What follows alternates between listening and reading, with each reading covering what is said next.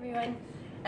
Today we wanted to just discuss something that we have to do on a regular basis, which is often when things come in and we don't necessarily know what they are. For example, if we have a wound that has a discharge, like some liquid, or we have an ear that looks very liquidy and could be infected, often we need to take a sample to grow for the exact organism that we have. It's called it's called a culture in this case, and today we've got an ear culture, and it was quite an interesting one to be able to show because it was quite kind of distinct in how it developed.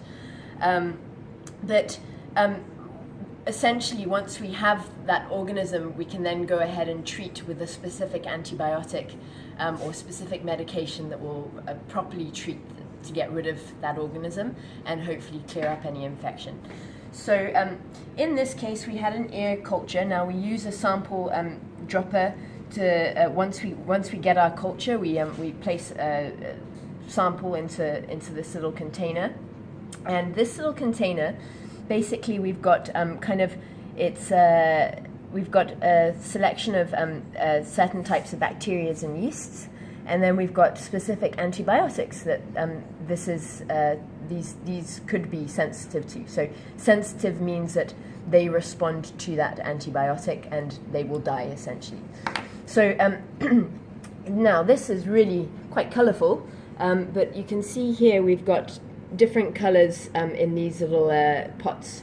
Now this immediately indicates that these are that culture that we actually put in here was positive and contains these bacteria and yeast. So in this case it was positive for Malassezia, Proteus, Enterobacterius, and Streptococcus, and Staph. Those two, Staph and Strep, are probably our most common bacteria that we see. And then going along, so this usually sits for a couple of days, and then it will tell us. So here we have, that's just the negative sample, so that means nothing. But you can see a little red outline in all of these. Now the scary part of this is that means that these bacteria do not respond to these antibiotics. They have that we've seen a change that indicates that these bacteria are ineffective, that these antibiotics are ineffective against these bacteria. So essentially, right now we are left with two little pots, and that means that these bacteria will respond to two types of antibiotics. One is enrofloxacin and the other marbofloxacin. So a little bit scary when it comes to antibiotic resistance and starting to see how we get a lot of parasites or bugs not responding to medications.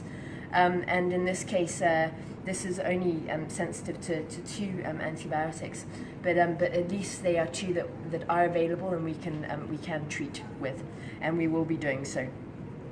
And hopefully it will clear up the infection from there.